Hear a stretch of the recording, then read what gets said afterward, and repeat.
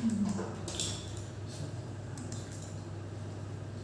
students, today we are going to start our topic about balance of payment.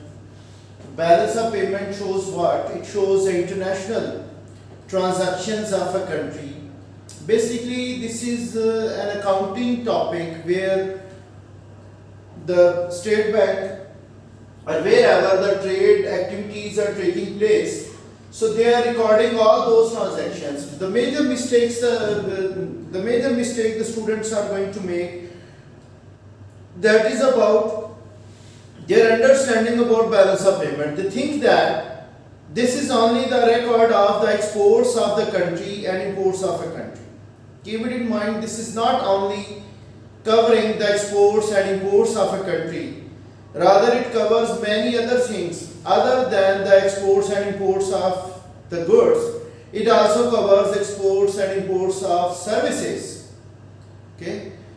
And the financial items like buying and selling of bonds, financial inflows of money in the form of foreign direct investment in which more factories are established, foreign direct investment, portfolio investment. So all these are the foreign workers' remittances. So we all record them in the form of balance of payments. So it shows the record of international transactions of a country. But so international transactions of a country, it shows a record of all those transactions.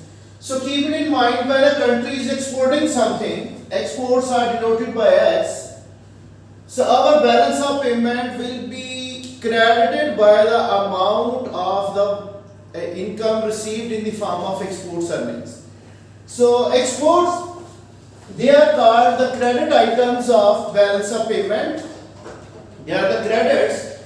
In accounting language, we say exports are the credit items, whereas the imports, in which money going out of the country, we say these imports are the debit items. So we say when money comes to our balance of payment account, our account is credited, and when money is going out of our balance of payment, then we say it is a debit item. Like we are receiving investment to our balance of payment, the foreigners, they are buying bonds from us, from our stock exchange, they are buying the shares, bonds. So then our balance of payment is credited by the amount of money coming to our country. Or when our nationals, they are investing in other countries, then our balance of payment is debited. So we see in accounting language, all types of credits of a country should equal to the debits.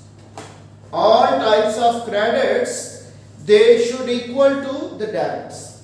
Or we say all types of receipts, they should equal to the payments. Then our balance of payment will be in a balanced condition, that whatever the country is receiving money in the form of credits from other parts of the world, they are balanced by the payments to the rest of the world. So then all these accounting balance will be reached when receipts are equal to the payments.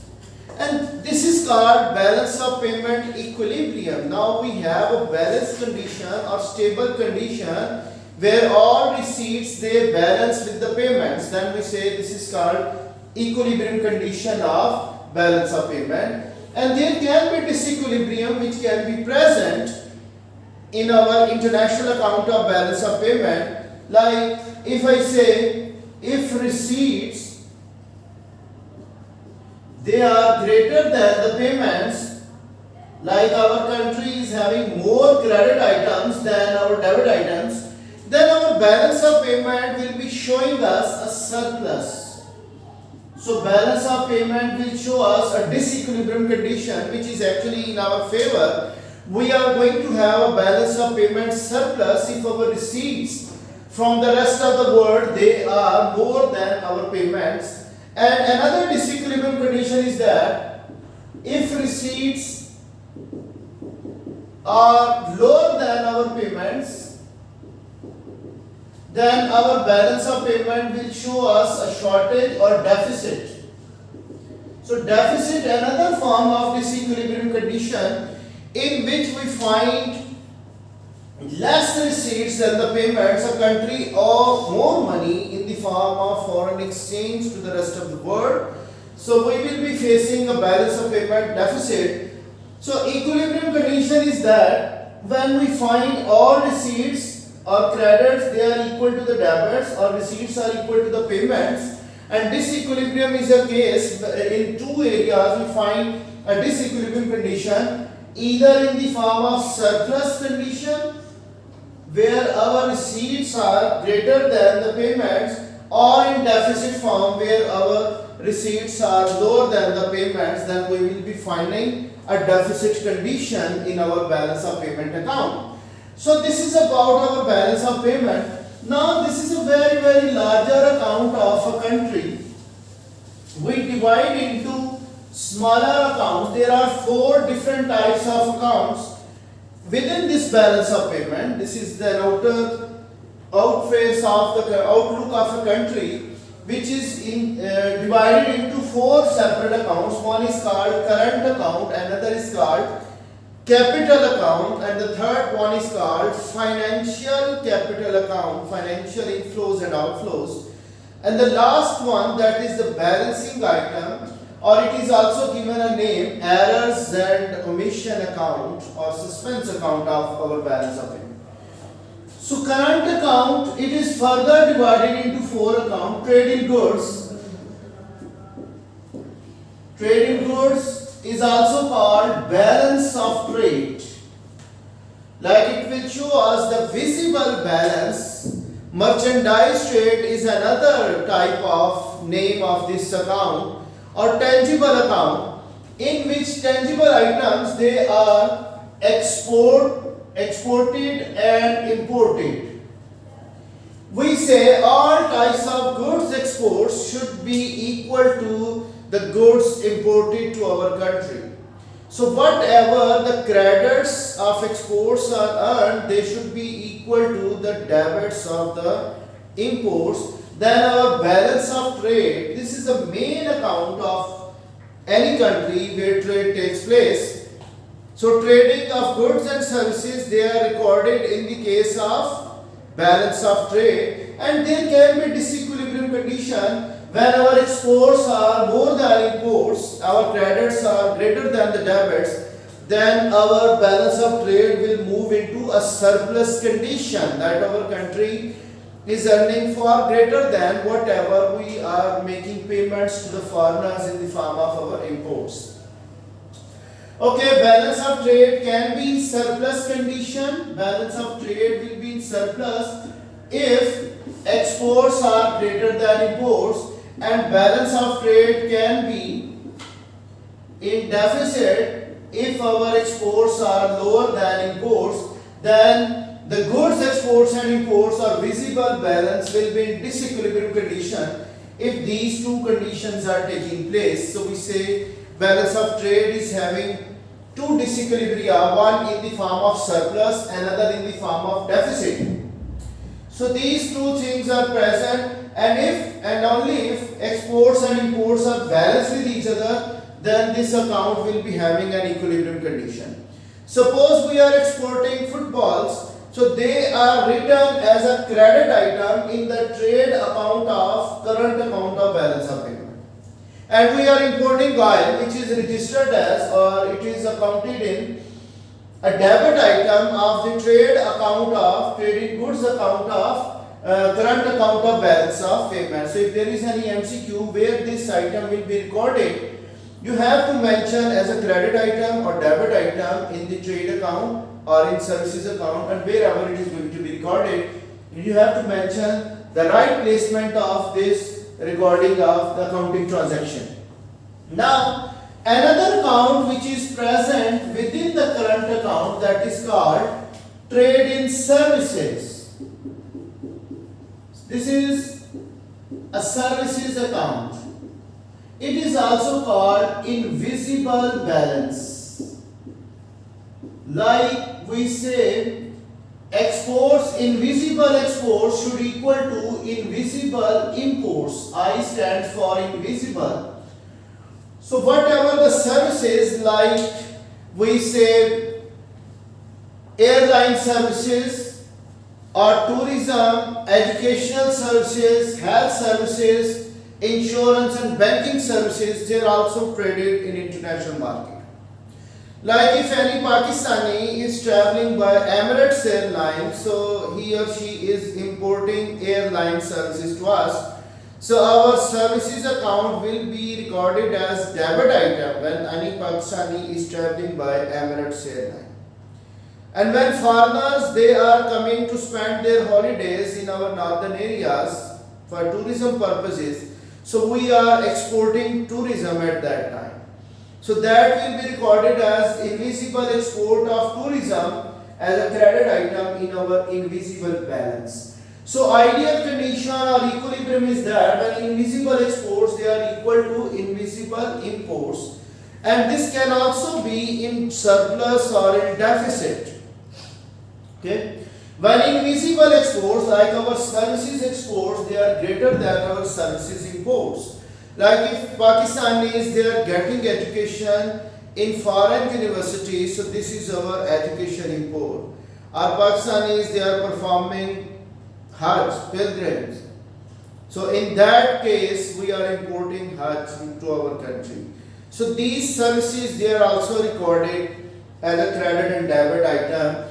So keep it in mind, if our trade in goods, that is showing us a deficit, we can balance it if the invisible balance, like services account, is showing us a surplus. So the deficit of trade in goods will be matched by the surplus of the services account, then overall current account can be in a balanced condition. Now come towards the third account of current account, that is income account. Income account. Keep it in mind, this is the income of the factors of production which could be earned. Like someone is having an apartment in abroad in UAE and he or she is receiving rent from UAE. This rent is recorded as a credit item in our income account. Or someone has purchased bonds and shares in New York Stock Exchange. So all type of interest, dividend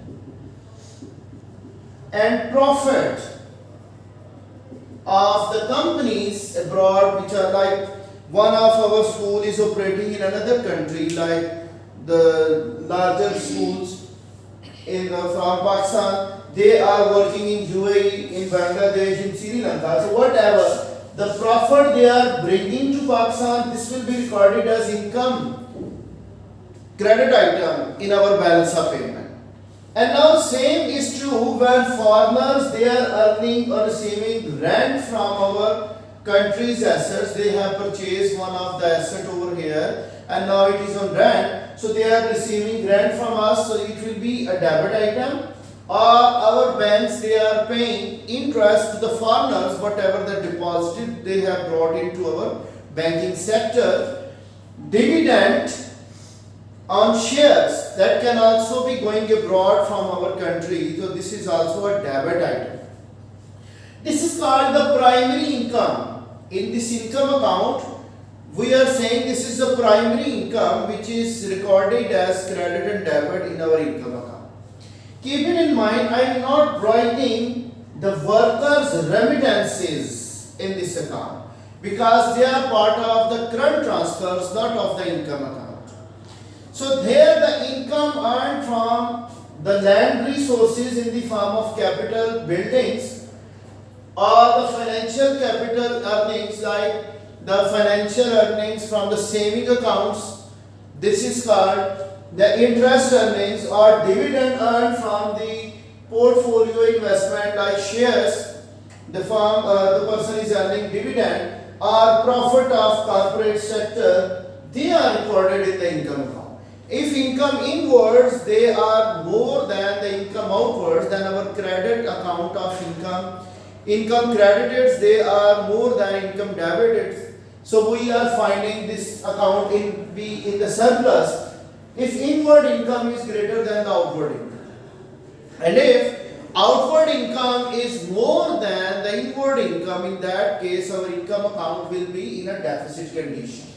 So this is the third account. So keep it in mind, if these two accounts, trading goods, trading services, that is, they are both are showing us deficit, and this account is showing us a surplus condition. So we will be using this surplus to reduce the deficit of the upper two accounts, and we can balance the current account deficit by using the surplus of income account. Now the third or the fourth account of current account, that is called, this is called current transfers.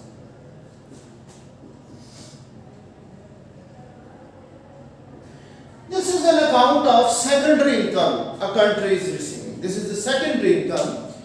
Here nothing is transferred against that income. Like no goods, no services, they have been traded in this account. This is the transfer of funds from one country to another. Like one country is providing a financial aid to another. So that can be recorded over here in the current transfer. Or there is an exchange of gifts that will be recorded in this account. Workers' remittances, they are recorded in this account. So all types of those incomes which are secondary in nature, they are not against the exports and imports of goods and services. They are just the transfer of funds, workers' remittances. They are written or recorded over here. Current transfers can be positive value, like more current transfers are coming to our country than they are going out. Like our remittances from the workers abroad, Pakistanis, those who are working abroad and they are sending their wages and salaries to our country. So their remittances, they are highly positive in our case. So we can find that a positive sign of the workers' remittances. And if we are borrowing more money from other friendly countries, so they will also be recorded over here. So look here, as we know, for the last few months we are having current account surplus. So keep it in mind, this is the trade in goods. If we are having reduction in imports and increase in exports, then our trade in goods will be moving into surplus, balance of trade. Our services exports, they are higher than imports. Our income account, we are receiving more income. Our current transfer, when they all balance to each other, our current account will be in a balanced condition.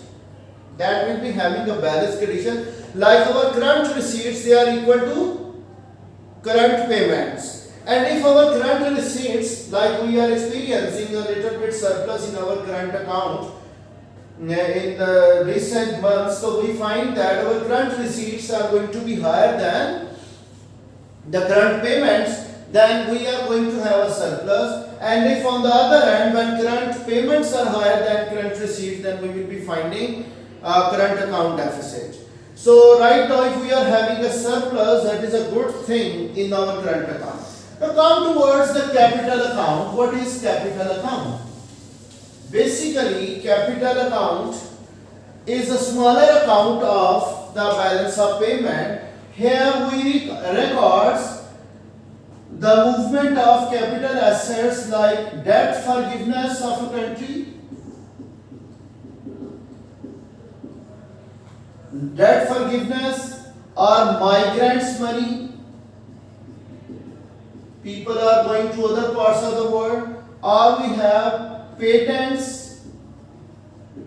Okay. So patents, they are, or we can have the other things like investment items in the form. One more thing I am not remembering. So these types of items which are not in the form of financial assets, like we are having in the financial account, this is a very small account. Patents rights or the company's rights, they are going to be recorded over here in the capital account. If capital account is having more credits than debits, then we can say it is in surplus.